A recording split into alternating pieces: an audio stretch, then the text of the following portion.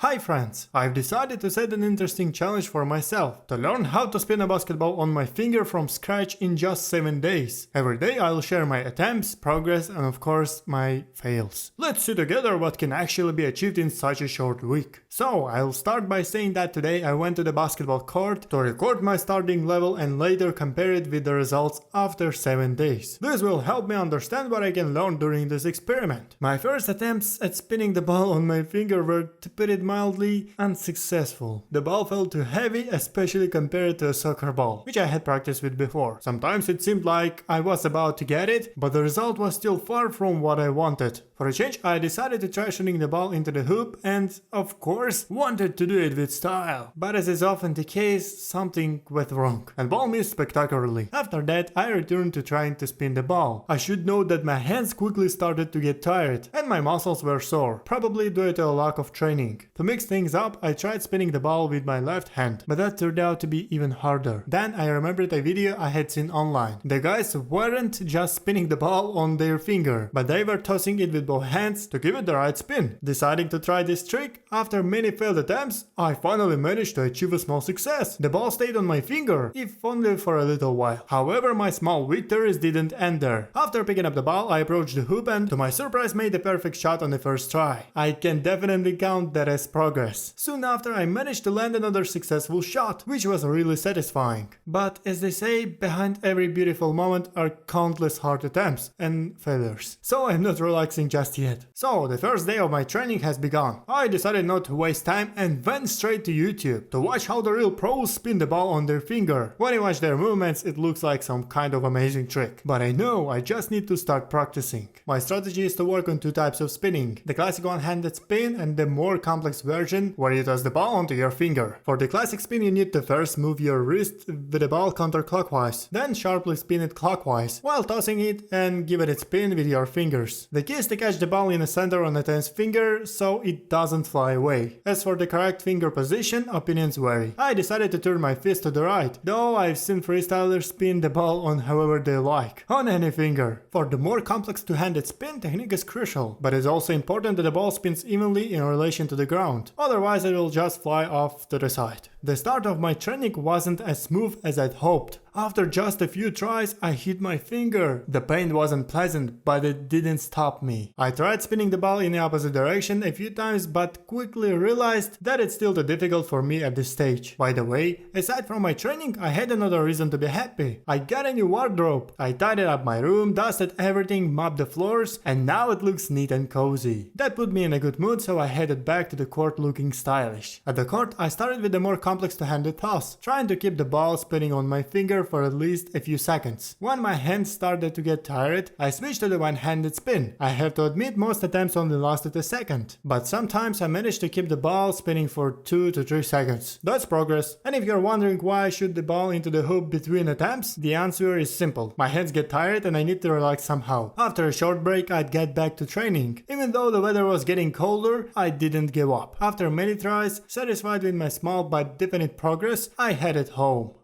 On the second day of training, I decided to rewatch the tutorial videos, as I started suspecting I might be spinning the ball in the wrong direction. However, after watching again, it turned out I was doing it correctly, though in the process I nearly broke my keyboard. Realizing that I need a better setup for training, I resumed spinning the ball with one hand, and finally I started to see the first signs of success, though still rare. Tossing the ball with two hands proved to be much harder, especially when trying to catch it. It felt like the ball suddenly weighed 10 kilograms. I kept experimenting with different tosses, and at one point I decided to speed up the spin by lightly hitting the ball with my hand, but the trick turned out to be premature. The ball dropped and I realized I wasn't quite ready for such experiments yet. With each attempt I encountered one persistent problem. The ball designed for outdoor play is quite heavy, and every failed toss led to it painfully hitting my finger, especially when I tried to catch it with both hands. Eventually my fingernails started to get damaged and the pain in my finger worsened, making the training harder. After a delicious lunch break with some pilaf, I decided to continue my training on the court. By the way, check out my carrot themed socks. They're seriously cool. Let me know in the comments if you're into that kind of style too. On the court the results were mixed. Sometimes I managed to hold the ball a bit longer, another time it fell almost immediately. But as they say, you can't rise without falling first. However, the pain in my finger became more noticeable, and I could feel my brain resisting. It was like it wouldn't let me catch the ball, trying to protect me from injury. Still, I pushed through and kept practicing. By the end of the day, the pain had worsened, and my nail was starting to wear down from the constant friction with the ball. It's likely a result of incorrect technique. Deciding it was better not to risk serious injury, I made a few stylish shots into the hoop and headed home to give my finger some much needed rest.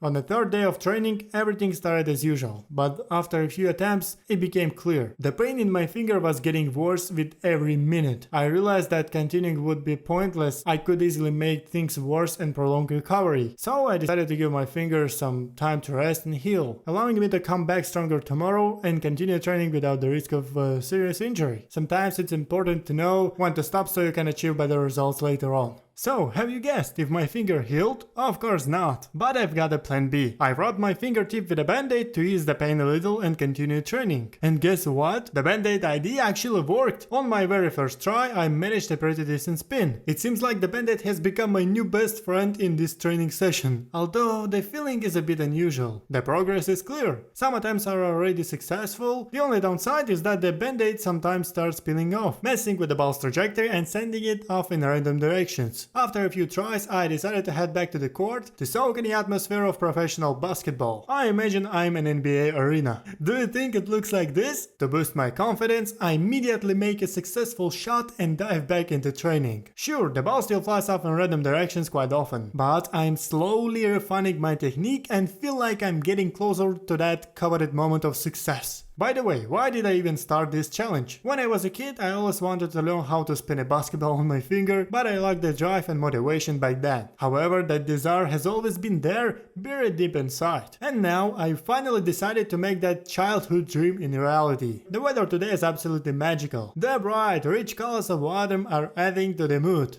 After a short break to refresh myself with some water, I switched locations and continued my training. Sometimes, when I lack patience, I try to give the ball an extra spin with my other hand. I really want to master that trick as soon as possible, but I understand that rushing can be counterproductive. So I'm focusing on the proper technique so that soon I'll be able to confidently keep the ball spinning on my finger and add more complex moves. And yes, take a look at my band-aid after the session. It's definitely been through a rough day. On the 5th day, I decided to take a risk and train without the band-aid. Surprisingly, everything went better than expected. I was able to keep the ball spinning on my finger much longer than in previous days. But as soon as the spin started to slow down, the ball would veer, of course, and eventually fall. Things were going well until one particularly hard fall of the ball right on my finger brought the pain back with a vengeance. After a short break, I resumed training and decided to create an epic transition for my video. However, things didn't go as planned, and I accidentally broke my phone. At first I took it calmly, but when I saw the cracks and the extent of the damage, my mood plummeted. To distract myself a bit, I went outside and continued my training on the court. There I found a soccer ball, which felt surprisingly light but very slippery. Spinning it was incredibly difficult. It kept slipping out of my fingers and falling. Deciding that the soccer ball experiment was a failure, I went back to my trusty orange basketball and continued working. Despite all the difficulties, the pain in my finger and a broken phone, I'm starting to really enjoy the training process itself. Every day I see even a little bit of progress, and that's what gives me the motivation to keep going no matter the setbacks. The 6th day of training went fairly smoothly. I once again attempted to spin the ball without the band-aid, making numerous attempts. Things were going well, but as often happens, my finger started to hurt after a few minutes of intense spinning. I had to wrap it in a band-aid again and continue the training with some relief. To mix things up a bit, I decided to make it more challenging by trying to squat while spinning the ball on my finger. Honestly, it turned out to be much harder than I expected. Coordinating the movements and keeping the ball on my finger was a real challenge. I almost managed it, but maintaining the spin consistently while doing such moves is still beyond me for now. Honestly, I am amazed at how freestylers handle the ball. The ease with which they perform tricks is impressive and makes me respect their skill even more. I now realize how much patience, strength and incredible coordination this art requires. Unfortunately, I had to skip my training on the 7th day. I simply didn't have enough time, and on top of that, I wasn't feeling great. So I decided to give myself a bit of break. Sometimes it's important to listen to your body so you can come back to training feeling stronger and more refreshed. The next day I felt much better, and after taking a deep breath, began training at home. Right from the start I noticed progress. The ball was staying on my finger more steadily, and I could feel my skills improving. Feeling uplifted by the success, I went outside to continue training. After numerous attempts, successes and failures, I decided it was time to summarize my journey. As usual, I wrapped my finger with a band-aid and tried spinning the ball again. Now, after 7 days of training, I can confidently say that I've made progress, although not fast as I initially expected. Learning to spin a ball of my finger from scratch turned out to be much harder than it seemed at first glance. Each day brought new challenges, from finger pain to trouble keeping the ball on the right trajectory. But with every day my technique improved bit by bit, and by the end of the week I was able to keep the ball spinning for much longer. What have I learned during this week? First, regular practice is crucial. Even small steps bring you closer to your goal. Second, patience and persistence are essential. You can't achieve success without them. The right technique and attention to detail proved to be key factors. The more I focused on the nuances, the better my results became. Although I am still far from mastering the skill, this experience has given me the motivation to keep going. My next goal is to increase the spin time and master spinning with my other hand. Now that I have the basics down, I am confident I can refine the technique and make it automatic. Thank you to everyone who has been following my progress. I'll definitely share the final results in the future on my Telegram channel. Don't forget to like and subscribe so you don't miss the next update.